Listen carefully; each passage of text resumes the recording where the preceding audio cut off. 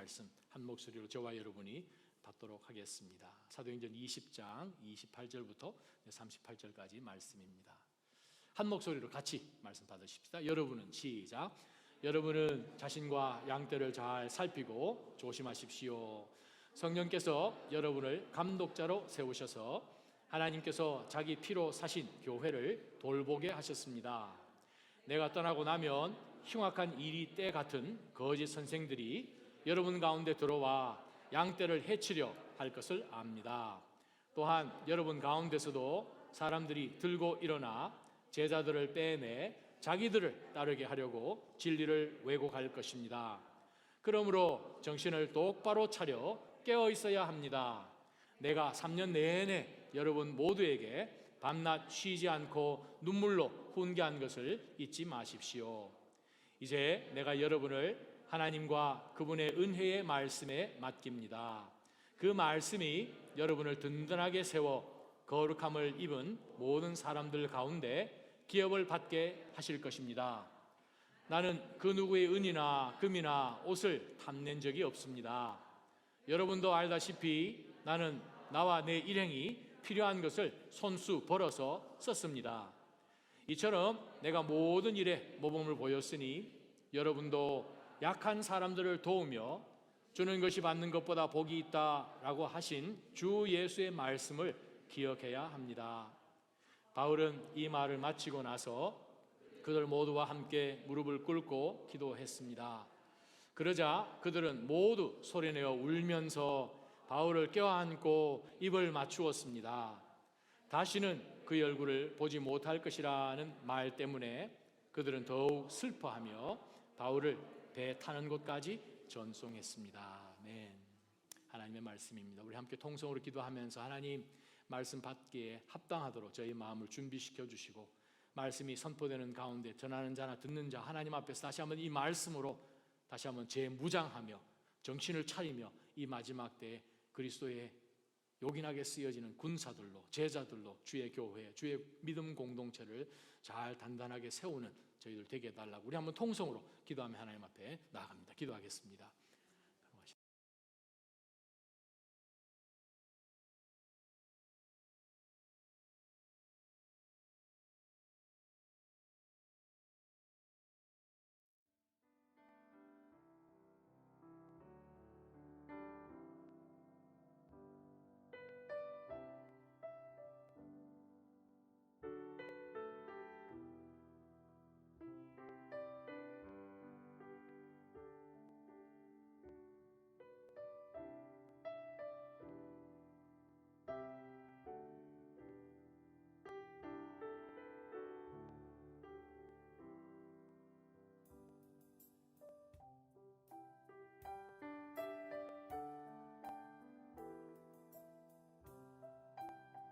주옵소서.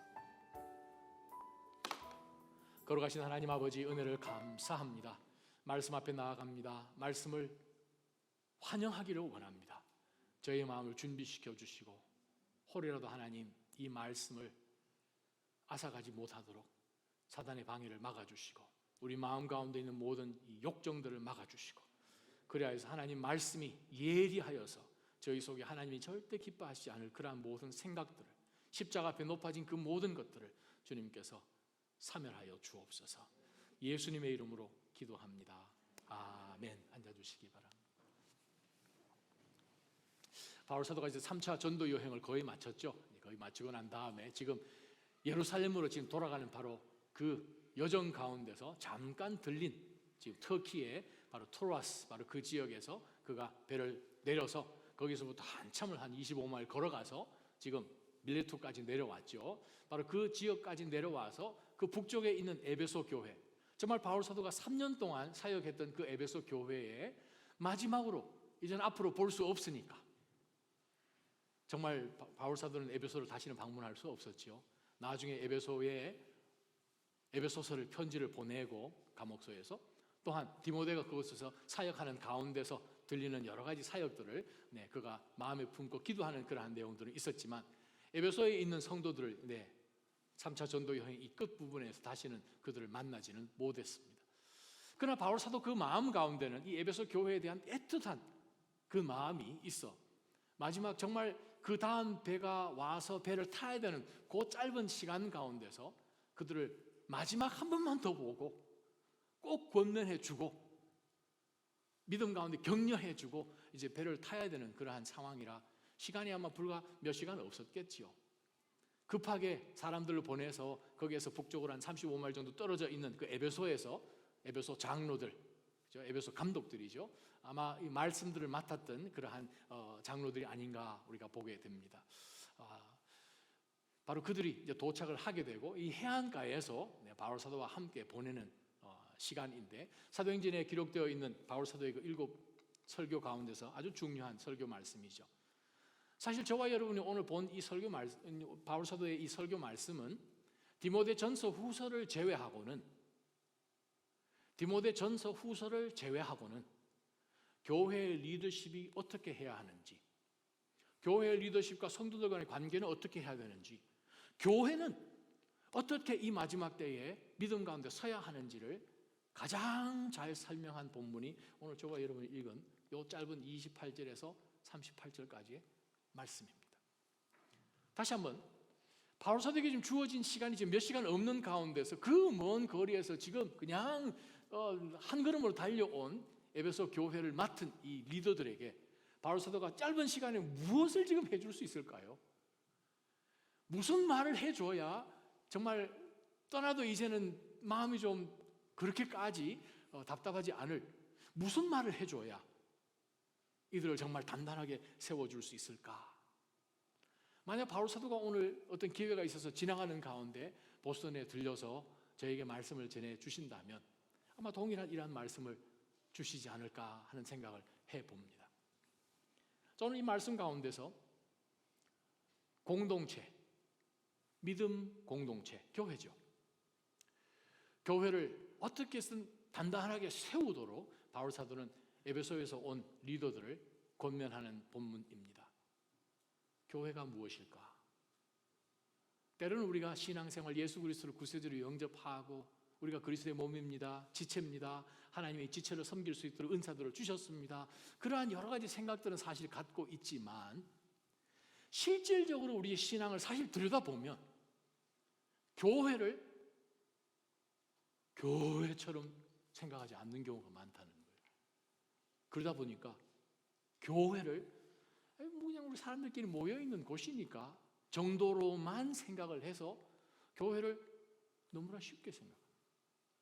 사람들은 모여있는 모임처럼 생각을 하면서 교회에 대한 경외심, 정말 교회의 그 의미, 그것을 우리가 정말 깊이 이해를 하지 못함으로 인하여서 우리의 말이, 우리의 행동이 도를 넘는 때가 참 많다는 거예요. 그래서 오늘 28절을 보게 되면 바울 사도가 교회가 무엇인지를 제일 먼저 이야기를 해준 다음에 29절부터 38절까지 사단이 이제 내가 여러분을 떠나고 정말 이 어미처럼 새끼들을 모으는 것처럼 3년 동안 너네들을 복음을 전하고 말씀 가운데 제자 양육시켜서 이제 교회의 리더십까지 세워놓은 상황 속에서 이제 떠나야 되는데 내가 분명히 아는 것은 사단이 이 교회를 절대 가만히 안 둔다는 거예요. 교회를 사단이 절대 가만히 두지 않습니다. 왜냐하면 교회는 진리의 기둥이지 않습니까? 진리가 선포되는 것이고 이 세상의 소망인 것이고 예수 그리스도께서 정말 피값으로 내 교회를 여기 세워주신 것이니까 교회를 사단은 절대 가만히 내버려 두지 않습니다. 우리가 1대1을 해보지 않습니까? 1대1 제자 양육, 또 우리 양육자반도 했는데 우리 한번 복습 한번 해볼까요? 시험, 그거 아시죠? 중심 되신 그리스도, 구원의 확신, 하나님의 속성, 성경, 기도, 교제, 전도, 성령 충만, 시험, 순종, 사역. 자, 시험 그 부분에서 여러분이 아마 훈련 받으셨을 때 기억하실 거예요. 사단이 우리를, 즉 우리가 시험 당하는 영역이 세 영역이 있습니다. 기억나시나요? 그 세 영역이 뭐죠? 제일 처음에 사탄이 우리를 직접 공격하죠. 두 번째는 우리가 살고 있는 세상이 우리를 공격하죠. 세 번째는 우리 속에 있는 게 우리를 공격하죠. 우리가 누굽니까? 교회죠. 하나도 안 틀려요. 29절부터 38절까지가 사단이 우리를 공격하고 세상이 우리를 공격하고 내 속에 있는 것이 우리를 시험 들게 합니다. 자, 먼저 우리가 28절 한번 보면 교회가 무엇인지를 똑똑하게 바울사도는 설명을 해 주는데, 여러분은 자신과 양떼를 잘 살피고 조심하십시오. 왜냐하면 성령께서 여러분을 감독자로 세우셨고 하나님께서 자기 피로 사신 교회를 내 돌보게 하셨습니다 라고 지금 우리말 성경에 번역을 했습니다. 근데 이 28절 안에 성삼위 하나님이 다 들어 계십니다. 헬라 원문에 보게 되면 교회를 28절 제일 마지막 문장이 The Church of God으로 문장이 끝납니다. 교회는 무엇입니까? 하나님의 교회예요. 사람의 교회가 아니에요. 무리들의 교회가 아니에요. 하나님의 교회예요. 근데 하나님의 교회인데 하나님이 직접 acquired, 피를 뿌려서 사셨어요. 어떤 하나님이십니까? 성자 하나님이에요. 성자 하나님께서 이 땅 가운데 인간의 몸으로 성육신하여 오셔서 그분이 이 땅 계시는 가운데서 내 교회를 세우리라고 말씀하셨어요. 주는 그리스도시요 살아계신 하나님의 아들이시다 라는 바로 그 베드로의 고백을 예수님께서 이 고백 위에, 이 반석 위에 내 교회를 세우시고 주님께서 십자가 달리시기 전부터 교회란 말씀을 하셨는데 그 성육신하신 성자 하나님이 그렇습니다. 피값으로 사셔서 이 교회를 사셨어요. 근데 이 피값으로 사신 그리스도의 몸인 이 교회를 잘 돌보게끔 리더를 세워주시는데 누가 리더를 세워주시는가? 오늘 본문을 보니 성령 하나님이 그 리더들을 세우십니다. 그게 교회예요. 교회를 우리는 절대로 쉽게 가볍게 생각할 수가 없는 것이, 이것은 하나님의 전이고 하나님이 시작하셨고 하나님이 값을 주고 피값으로 교회를 세우셨고 그 교회를 계속 왓츠오버 할 수 있도록 하나님, 성령 하나님께서 감독자들을 세우셨기 때문에 그렇습니다. 자, 28절 말씀을 자세히 한번 들여다보면 잘 살피고라는 단어가 있죠. 잘 살피고, 살피고라는 단어는 의미가 뭐냐 하면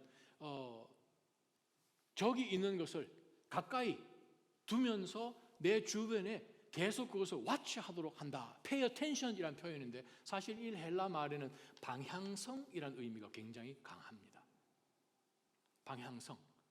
어느 방향을 향하여서 서 있는가라는 그 의미가 바로 이 본문의 말씀입니다. 에코 마이, 에코, 서 있다, 존재하는 거죠. 프로스, 어느 방향으로.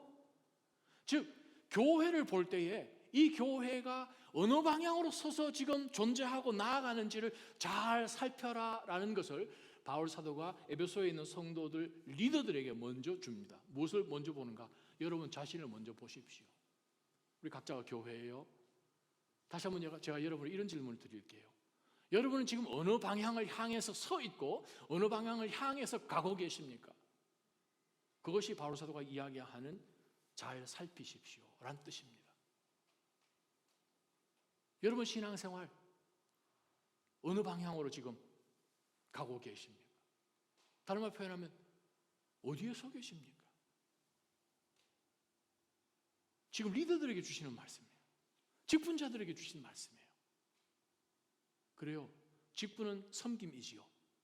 그러나 그 섬김 이전에 먼저 내 자신을 돌아보면서 내가 하나님을 향해서 반듯하게 서서 하나님을 향해서 내가 나아가고 있는지를 살피는 것부터 우리는 섬김이 시작되는 것을 이야기합니다.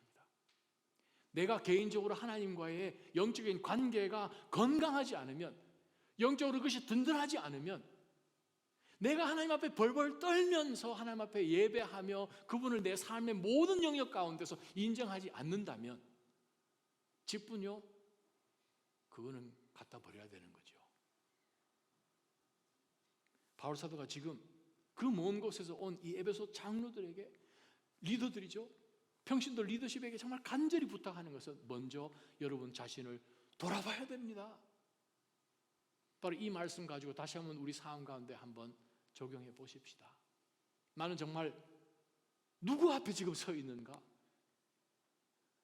때로는 내가 섬김 가운데서 사람들이 나를 어떻게 생각해 줄까 하는 그것에 오히려 나는 더 관심을 갖고 혹시나 주변 사람들이 있을 때는 열심히 하는 것 같고 그렇지 않으면 그냥 농땡이 치는 것 같고 그러지는 않을까 돌아본다는 거예요.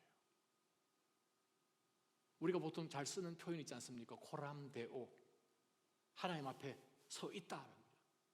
신전의식, 하나님 앞에서 내가 있다라는 그 사고방식, 그것이 주님께서 리더로 다 불러주신, 직분자로 다 불러주신 자들에게 뿐만 아니라 모든 그리스도인들이 가져야 되는 방향성이죠. 한 목사님 살아계실 때 늘 하신 말씀이 있잖아요. 속도가 중요한 게 아닙니다. 방향이 중요합니다. 방향이 틀리면 아무리 애를 쓰고 달려봐도 그 끝은 허무할 수밖에 없는 것이죠. 그렇습니다. 오늘 본문 말씀에 다시 한번 들여다보면 직분이란 그 의미는 내가 하나님 앞에 서 있고 하나님을 향해서 서 있는 것일 뿐만 아니라 성령께서 세우신 자리라는 것을 우리가 기억해야 돼요. 직분, 교회에서 물론 멤버들이 회의를 하고 기도하고 선출을 하지요. 그러나 직분, 사람이 세우지 않습니다. 성령 하나님이 세우십니다.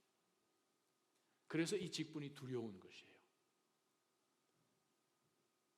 어떤 목사가 이분 꼭 세웠으면 좋겠다 해가지고 그냥 세울 수 있는 무슨 매점매석하는 것도 아니고 하나님이 세우시는 분명한 경건한 자리라는 것이죠.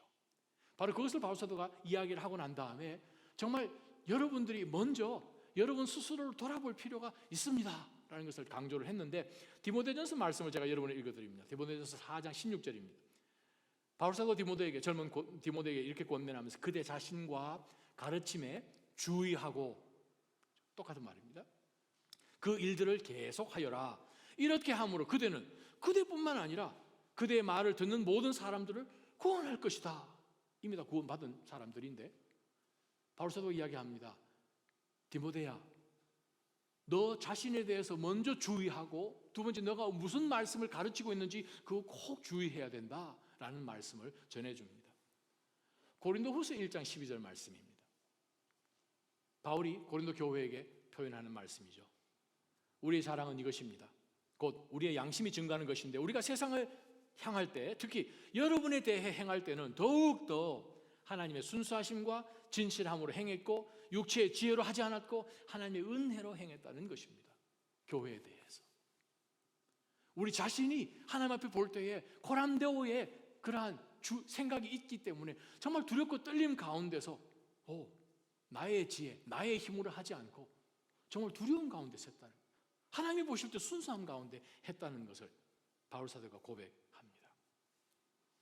정말 우리가 다시 한번 현대를 살아가면서 우리가 신앙생활을 한다라고 할 때에 교회를 가볍게 절대 여기지 마시기를 주님의 이름으로 축원합니다. 바로 이 28절 말씀을 하고 난 다음에 29절로 넘어가는데, 그 다음에 보니까 바울 사도가 양떼란 표현을 씁니다. 구약 성경에 보게 되면 그렇습니다. 하나님과 이스라엘 백성들 양떼란 표현을 많이 사용을 했지 않습니까? 양의 의미. 특별히 신약 성경에 들어와서 예수님께서 우리를 양에, 그러나 주님께서는 선한 목자의 그러한 비유를 들어서 우리에게 많이 말씀을 해 주셨지요. 목자장이신 예수 그리스도께서 오시기 전까지는 그렇습니다. 앞에 선 저희도 작은 목자들이죠.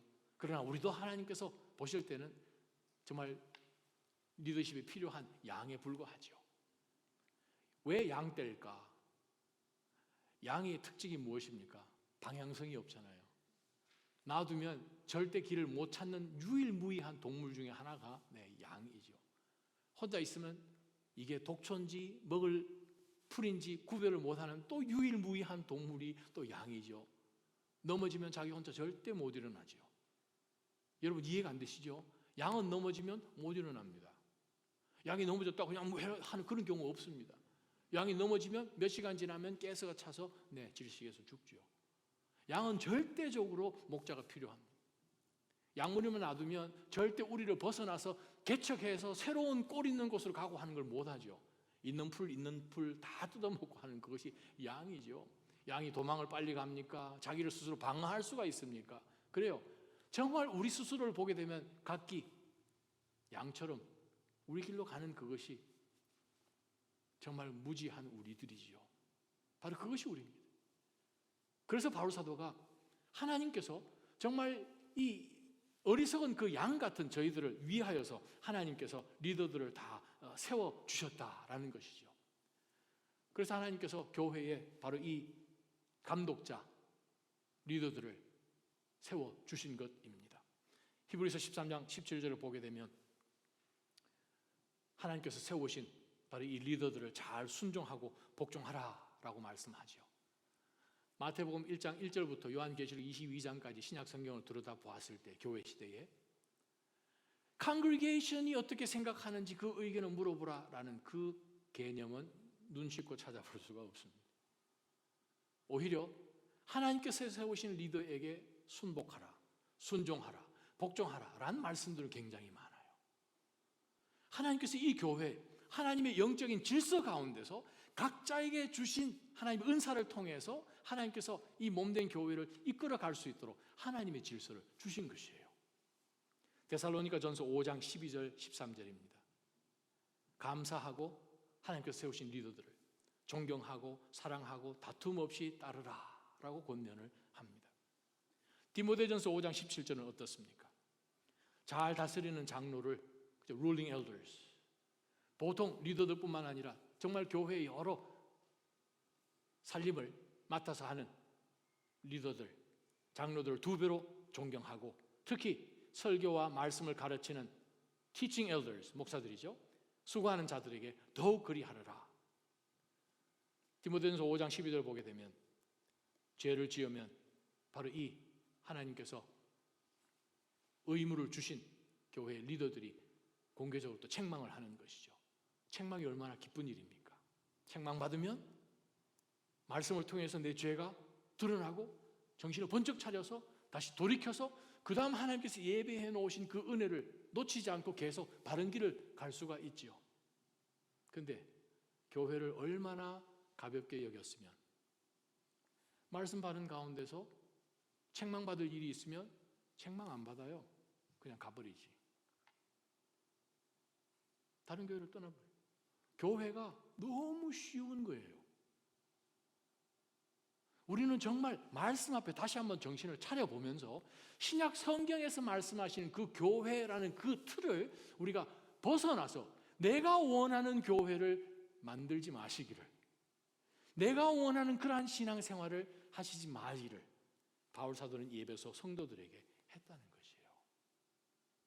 히브리서는 어떻습니까? 히브리서 13장 17절 말씀 보게 되면 자, 하나님께서 세우신 말씀 맡은 또 교회의 리더들은 하나님 앞에 나중에 서게 되면 우리가 어떻게 했는지를 다 보고를 해야 되는 상황인데 기쁨으로 섬길 수 있도록 하나님께서 그러한 리더들 앞에 복종과 섬김과 그러한 공동체를 잘 이어가도록 하나님께서 우리에게 말씀 주신 것을 우리가 기억해야 합니다. 자, 28절 바로 그렇게 바울 사도가 교회가 무엇인지를 다시 한번 지적하고 난 다음에 교회가 공동체, 믿음 공동체를 든든하게 세우기 위하여서는 정말 우리가 영적으로 깨어서 이 새 영역에 있어서 사단이 절대 우리로 하여금 넘어지지 않게끔 말씀 가운데 잘 세워야 된다. 뭐가 우리가 공격하는지 알아야지 다 예방하고 막아낼 수 있다라고 지금 바울 사도가 저들을 권면하면서 제일 첫 번째 29절 말씀 보십시다. 내가 떠나고 나면 흉악한 이리떼 같은 거짓 선생들이 여러분 가운데 들어온다는 거예요. 그래서 양떼를 해치려고 할 것을 안다. 지난 2000년 기독교 역사 가운데 일어난 일들입니다. 우리가 요한계시록 2장 보게 되면 1절부터 8절까지 에베소 교회에 보낸 편지 가운데서 우리가 보게 되고 또 에베소 편지를 통하여서 바울 사도가 에베소에 있는 성도들, 특별히 그들을 권면하고 때로 책망하고 다시 한번 격려하는 그런 모든 것을 볼 때에 아하, 사단이 교회를 흔드는 가장 잘 사용하는 방법 세 가지 중에 하나가 외부에서 들어오죠. 보니까 이단들이에요. 거짓 티처들이에요. 거짓 가르침이에요. 그들이 추구하는 것은 무엇입니까? 진리랑은 상관없어요. 자신들이 이익이에요.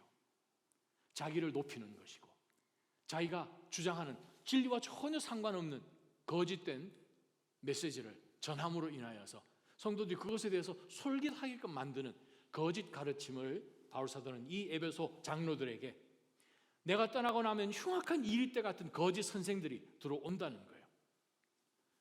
바로 이것을 위해서 교회는 깨어 있어야 합니다. 고린도후서 11장 4절을 보게 되면 고린도 교회도 이단 때문에 아주 고초를 당했네요.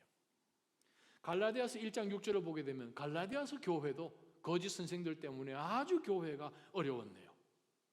진리가 선포되는 곳에는 무조건 사탄이 공격합니다. 베드로후서 2장 말씀 한번 찾아보십시다.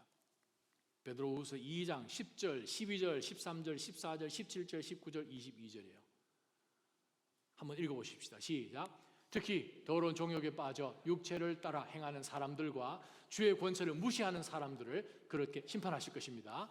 그들은 당돌하고 거만해 영광스러운 존재들을 주저함 없이 모독합니다. 12절. 그러나 이들은 본래 잡혀 죽기 위해 태어난 이성 없는 짐승 같아서 알지도 못하는 일들을 모독합니다. 그러다가 그들은 결국 멸망을 당하고 맙니다. 13절. 그들은 자기들이 저지른 불이익의 대가로 해를 당할 것입니다. 그들은 대낮에 흥청거리는 것을 기쁨으로 여깁니다. 그들이 여러분과 함께 잔치를 벌일 때도 속이기를 꾀하고 그것을 즐거워하니 그들은 점이요 흠입니다. 그래요. 이단들 보게 되면 항상 같이 가는 게 있죠. 음란하고 방탕하고 돈 안 빠지죠. 아주 그냥 어디서 그러한 아이디어가 나왔는지. 그러나 그 모든 이단들은 성경에서부터 싹 뽑아서 교묘하게 속입니다. 제가 가끔 성경 공부할 때 그런 얘기하죠. 저한테 10분만 주시면 기가 막힌 이단을 만들어낼 수 있습니다. Seriously, 10분만 주십시오. 기가 막힌 이단 만들어낼 수 있습니다. 사탄이 이용하는 것은 무엇입니까? 성경을 트위스트하죠. 또알트하죠. 자, 그 다음 말씀 보십시다. 14절. 그들은 음탕이 가득한 눈을 가지고 범죄하기를 쉬지 않습니다. 그들은 연약한 영혼들을 유혹합니다. 탐욕에 연단된 마음을 소유한 저주받은 자식들입니다. 17절.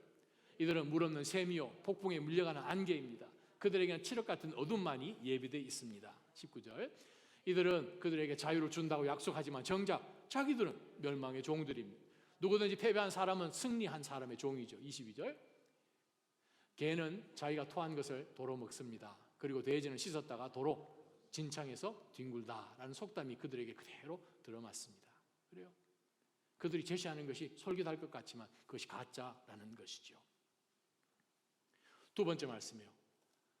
공동체를 든든하게 세우기 위해서는 이단의 가르침, 성경 말씀하고 전혀 상관없는 그러한 외부에서 전혀 다른 그러한 거짓 선생들의 가르침으로부터 교회의 리더십은 깨어 있어야 하고 말씀을 잘 알고 그것을 잘 다룰 줄 알아야 되고 그 말씀이 언제든지 그 말씀 나올 수 있도록 훈련되지 않으면 이단이 왔을 때에 잘 구별이 안 된다 해서 넘어가죠. 이 단 뜻이 뭡니까? 한자가 끝이 다르다는 뜻이죠. 처음은 비슷해요. 교회 그러한 이야기 가끔 듣지 않습니까? 어떤 교회 가서 설교하면 이상한 이야기 하면 막 재밌어가지고 기뻐하는 교회가 있는 반면에 이상한 세상 이야기 하면 그냥 성도님들 고개 숙여서 성경책 보고 막 그런 교회도 있다고. 서울에 제가 섬겼던 그 교회 훈련을 얼마나 많이 받습니까? 이상한 분 와가지고 막 이상한 소리 하면 그냥 다들 그냥 보고 그냥 있습니다. 교회는 깨어 있어야 돼요. 진리 가운데 깨어 있어요. 두 번째 말씀 한번 보십시다. 30절을 보게 되면 두 번째 사탄이 무엇을 통해서 교회를 흔들고 교회가 시험 들게 하는지 보면 또한 여러분 가운데서도 사람들이 들고 일어나서 제자들을 빼내고 자기들을 따르게 하려고 진리를 왜곡합니다. 무슨 뜻입니까? 교회를 흔드는 두 번째 공격 대상은 뭔가 하면 교회 안에서 사람들이 일어납니다. 이 사람들은 누군가 진리 앞에 순복하지 않죠. 나도 진리 가지고 있다는 거예요. 요즘 시대 21세기의 상대성이지 않습니까? 이게 진리면 나도 진리입니다. 자기가 생각하고 있는 것이 하나님 수준, 때로는 하나님보다 더 높이 올라가서 그 사람들이 추구하는 것은 무엇입니까? 크라이스도 따라가지만 예수님도 따라가지만 follow me too. 자기를 높이죠. 자기가 가지고 있는 생각들을 높입니다. 자기의 가치를 높입니다. 자기의 파워, 자기의 지위, 바로 그러한 것에 집중하게끔 만들죠. 그러다가 자기가 원하는 것이 안 이루어지면 그냥 속된 말로 수 틀리면 어떻게 됩니까? 뒤집는 거죠. 본문 말씀 딱 말씀이잖아요. 신학교 가게 되면 최소한 2학기 교회사를 배웁니다. 지난 2000년 역사 가운데서 거듭 반복되는 것이 무엇입니까? 교회 안에서 나라는 것이 드러나는 것. 정말 경계해야 되는 것이에요. 여러분 가운데서 사람들이 들고 일어난다는 거예요. 사랑하는 다자임 성도 여러분, 저희 교회는 그러한 분이 물론 없습니다. 앞으로도 그런 없기를 간절히 소망하고, 우리가 깨어서 우리 스스로를 돌아보고, 나 자신을 먼저 돌아보고, 함께 우리가 그리스도, 우리의 목자장이신 그리스도 앞에서 우리 모두가 양떼이지 않습니까? 우리가 하나님께서 주신 이 진리의 말씀 앞에서 정말 우리가 완전히 순복하지 않으면 내 속에 똑같은 DNA가 있다는 거예요. 죄성. 그래서 나를 높이죠. 내가 굉장히 괜찮고 똑똑한 사람인 것처럼 내 속에 일어나는 모든 생각이 마치 진리하고 똑같은 것처럼, 아니 높은 것처럼 이야기하면서 그것을 주장합니다. 사랑하는 다자인 성도 여러분, 저희 교회는 절대 그런 일이 없을 것입니다. 없어야 합니다. 정말 기도하면서 우리가 깨어있지 않으면 어느 순간에 우리가 사단이 우리를 사용하여서 마치 사단의 도구처럼 쓰여질지 모릅니다. 성경 보면 너무 잘 나타나 있잖아요. 디모데전서 1장 3절에서 5절 등장한 말씀이죠. 디모데후서 1장 15절에 나온 말씀이죠. 요한계시록 2장 1절에 나온 말씀이죠. 특별히 요한복음 2장 4절 5절을 보게 되면 에베소 교회가 사실은 바울 사도로부터 이 경고 말씀을 듣고 예수님으로부터 메시지를 듣는 그 간극 가운데서, 우리가 지금 볼 때 한 40년 정도 되죠. 40년 간극 가운데 사실은 에베소 교회가 이단들도 잘 막아냈어요. 아주 니골라 당도 잘 막아냈어요. 정말 그들이 열심을 했어요. 그러다 보니까 진짜 중요한 것을 놓쳐버린 거죠. 에베소 교회 칭찬 많이 받았습니다. 믿음의 행위도 안다. 너희들 아주 열심히 인내한 것도 안다. 이단 아주 잘 물리친 것도 안다. 근데 너희들 그거 왜 했냐? 예수님이 마지막 책망하시죠. 첫 사랑을 잊어버린 거예요. 교회가 무엇인지를 잊어버린 거예요. 내가 하나님 앞에서 무엇이고 내가 하나님 앞에서 왜 서 있는지, 내가 이 일을 왜 하는지를 잊어버린 거예요. 저는 낮아진 교회가 그러한 책망받는 교회 되지 않기를 축원합니다. 제일 기준은 무엇입니까? 나와 그리스도, 내 삶의 중심 되신 그리스도, 내가 그리스도 앞에서 정말 매일같이 불붙어서 타는 그러한 예배로 하나님 앞에 나가고 있는지, 그것이 흔들리지 않을 때 나머지 일들이 진행이 되지요. 하나님과 관계가 흔들려지면 나머지 모든 것들은 다 쉐이키 해줄 수밖에 없지요. 사랑하는 성도 여러분, 요한 3서 9장 1절에 나온 디오트로베 같은 사람, 요한 1서 2장 18절 19절 보게 되면 각 교회들마다 최소한 한두 명은 있는 걸로 우리가 보잖아요. 항상 각 교회마다 거짓 선생들이라고 표현할 때 복수로 되어 있었으니까 최소한 2명 이상인 거예요. 우리 가운데서도 그러한 연약함이 정말 사탄에게 쓰여져서 우리가 넘어질 수 있는 그러한 연약함이 있다는 사실을 깨닫고 바울 사도가 뭐라고 이야기했습니까? 선줄로 알면 넘어질 것 두려워해야 되는 거예요. 그 말을 우리가 깨어있어야 한다는 거예요.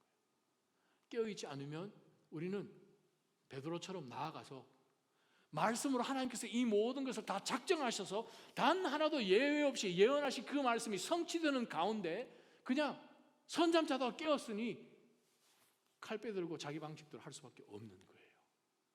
저는 여러분께서 깨어서 경성하시기를 주님의 이름으로 축원합니다.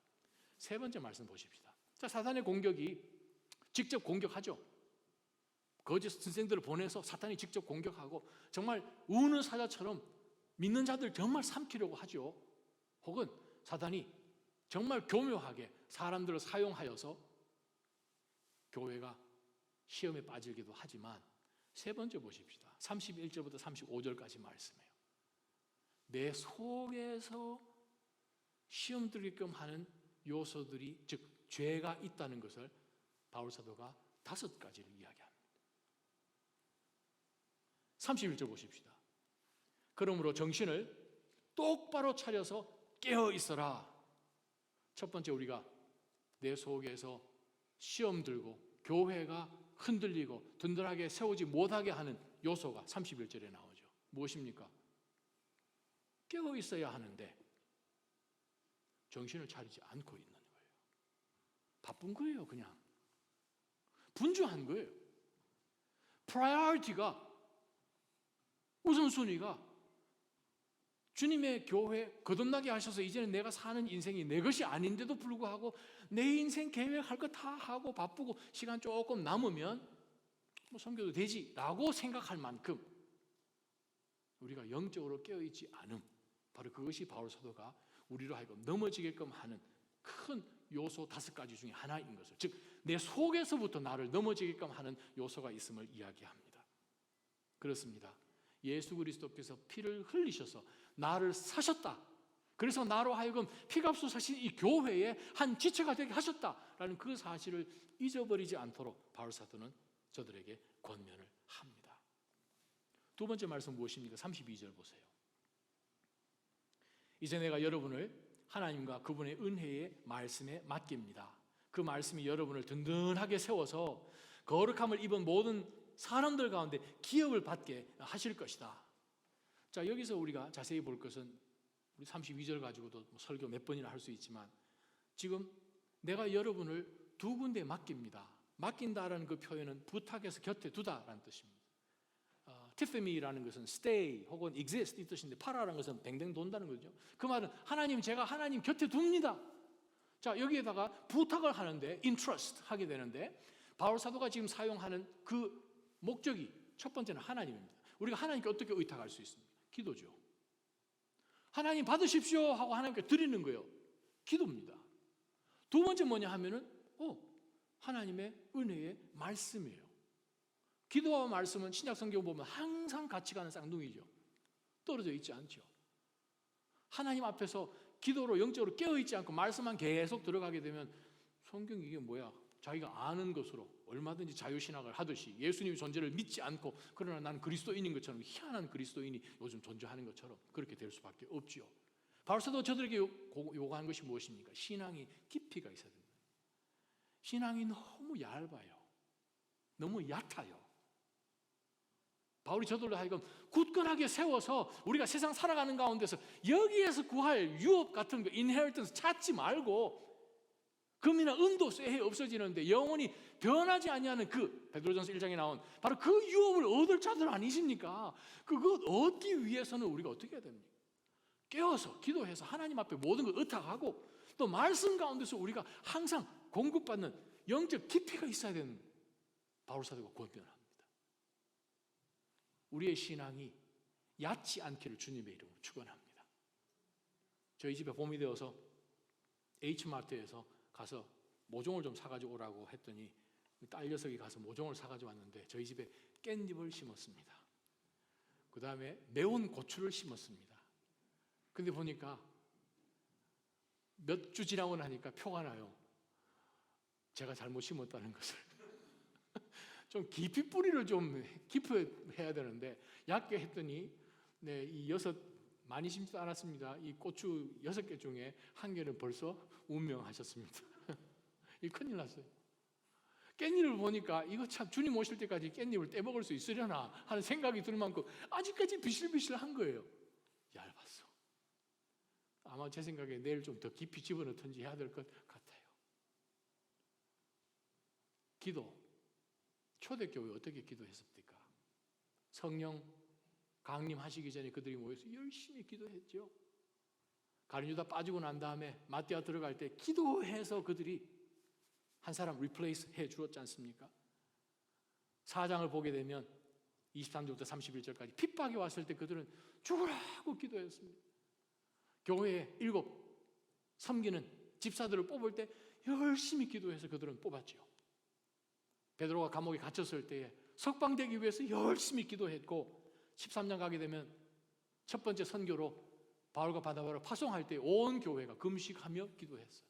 14장에 교회의 리더를 세울 때 바울 사도가 힘을 다하여서 기도하면서 그들을 세웠습니다.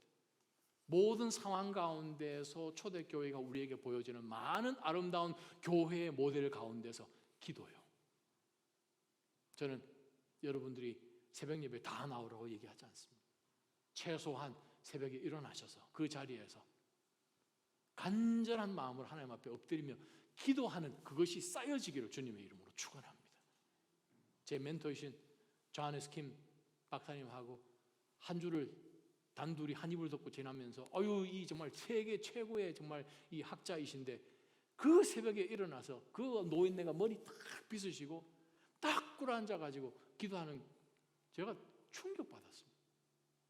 정말 최고의 학자이신데 제가 만난 미국 다 통틀어서 최고의 학자이신데 우와 하나님 앞에 엎드려서 간절히 기도하시더라고요. 그래요, 기도예요. 왜 또 은혜의 말씀입니까? 은혜의 말씀이 우리를 성장케 하지요. 베드로가 이야기하지 않습니까? 신령한 젖을 사모해야 된다고. 여러분 주변에 아기가 태어났는데 저쯤엔 그런 아기 본 적 있으십니까? 강아지 유튜브 같은 데 보면 엄마가 새끼 강아지하고 헤어졌는데 나중에 그것을 같이 만나는 그 장면도 제가 한번 본 적이 있는데 그냥 강아지들이 그냥 엄마를 보고 어미 개를 보고 환장을 해요. 뭐 때문에? 이 젖 먹으려. 엄마를 만나니 얼마나 좋았겠습니까? 그래요. 우리가 믿음으로, 교회가 믿음으로 성장하는 것은 두 가지밖에 없습니다. 기도와 말씀이에요. 그래서 바울 사도 이야기합니다. 나 여러분들을 기도와 말씀에 의탁한다는 거예요. 하나님과 그 은혜의 말씀께 부탁합니다. 여러분의 신앙이 두터워지기를 주님의 이름으로 축원합니다. 조만간에 교회에서 북클럽도 다시 열려고 합니다. 이번 1:1 양육자반 10주 동안 하는 가운데서 많은 은혜를 받으셨다고 하셔서 우리가 좋은 신앙서적 우리가 선택해서 우리가 함께 나누고 기도하고 도전받고 일주일 내내 그 묵상하고 하는 그러한 시간도 좀 했으면 좋겠고, 또 하나는 정말 꼭 성경 공부 해보고 싶습니다. 반응이 없으시니 해보고 싶습니다. 창세기 정말 1장 1절부터 한 절도 안 빼놓고 한번 해보고 싶습니다.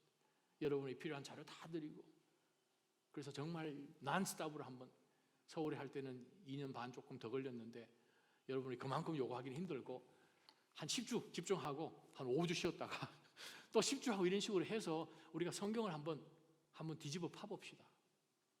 하나님께서는 저를 그렇게 훈련시켜 주셨습니다. 여러분이 빼먹으시면 안 되겠습니까? 한번 해봐요. 그래서 혹시 여러분 가운데 또 목회자가 떠날지 선교사님이 파송받을지 그건 모르는 일이지 않습니까? 그래요. 우리가 그것도 한번 해보고 싶습니다. 우리가 우리 목회자들이 또 티칭하는 그러한 여러 기회들을 여실 때 정말 여러분 그냥 죽으라고 그 강의 들으시고 말씀 가운데 계속 채워 넣으시기를 주님의 이름으로 축원합니다. 세 번째 말씀입니다. 33절 보게 되면 세 번째가 또 등장을 하죠. 무엇이 등장하는가? 우리가 정말 이 느슨해서 어떤 시대 가운데 우리가 살고 있는지로 우리가 깨닫지 못하는 바로 그것. 그러다 보니까 그냥 눈에 보이는 대로 살죠. 사사기 시대 사는 사람들처럼. 두 번째는 무엇입니까? 정말 기도하고 이 말씀이 너무 얕아서 뿌리가 없으니까 무슨 일만 있으면 그냥 흔들리죠. 목사가 앞에서 말씀 전할 때 말씀 들으면 맞는 것 같고, 집에 가셔서 한국 드라마 좀 보시든가 아니면 무슨 누구 얘기 들으면 그게 맞는 것 같고 왔다 갔다 하신 분 계시면 빨리 말씀으로 돌아와야 되겠구나, 기도해야 되겠구나. 드라마 보는 시간보다도 기도하는 시간이 더 길어야 될 줄 믿습니다. 아멘. 회개하셔야 되죠. 물론 한국 그림에서 하시긴 하셔야 되지만 우리가 절대 놓치지 말아야 돼요. 세 번째 보니까 33절에 나는 그 누구의 은이나 금이나 옷을 탐낸 적이 없습니다. 무엇입니까? 탐심이에요. 탐심, covet. 근데 이 본문 말씀도 바울 사도가 아주 에베소 이 리더들 앞에 강조하려고 헬라 원문을 보게 되면 정확하게 읽어드립니다. 은, 금, 옷 누구의 것을 탐낸 적이 없습니다. 나는, 그게 원문입니다. 헬라어. 그래요. 우리가 신앙생활 해나가는 가운데서 가치가 두 가지가 있으면 본인이 헷갈리죠. 인생이 헷갈리죠. 바울이 분명히 이야기합니다. covet 아니라는 거예요. 우리가 공동체 생활을 하다 보면 신앙생활인 것 같은데 이 사람이 가장 보기를 원하는 것은 돈이에요.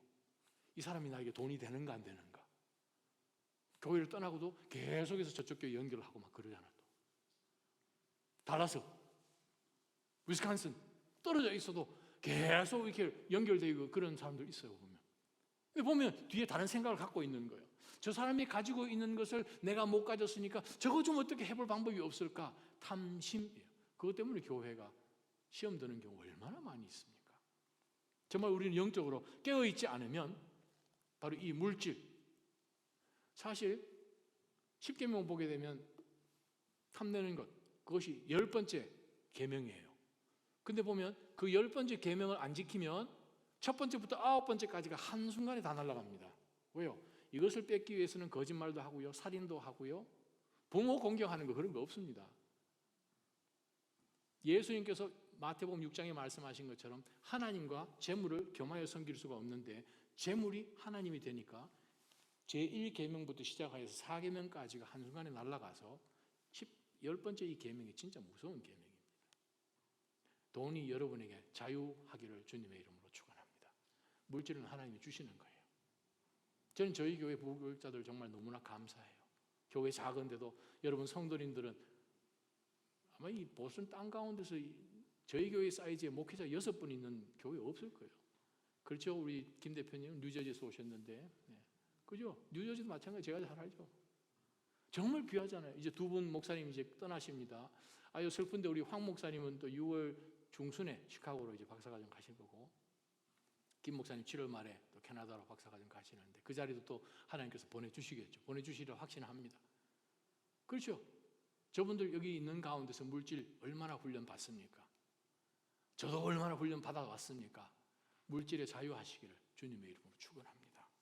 34절 또 있습니다. 무엇입니까? 여러분도 알다시피 나와 내 일행들이 필요한 것을 손수 벌어서 일했습니다. 게으른 거죠. 일 안 하는 거예요. 다른 사람 그냥 기대는 거. 다 좋은 게 좋다라고 이야기하면서 본인은 절대 희생을 안 하려고 다른 사람한테 늘 기대려고 하는 바로 그것 때문에 교회는 힘들어집니다. 부지런하시기를 주님의 이름으로 축원합니다.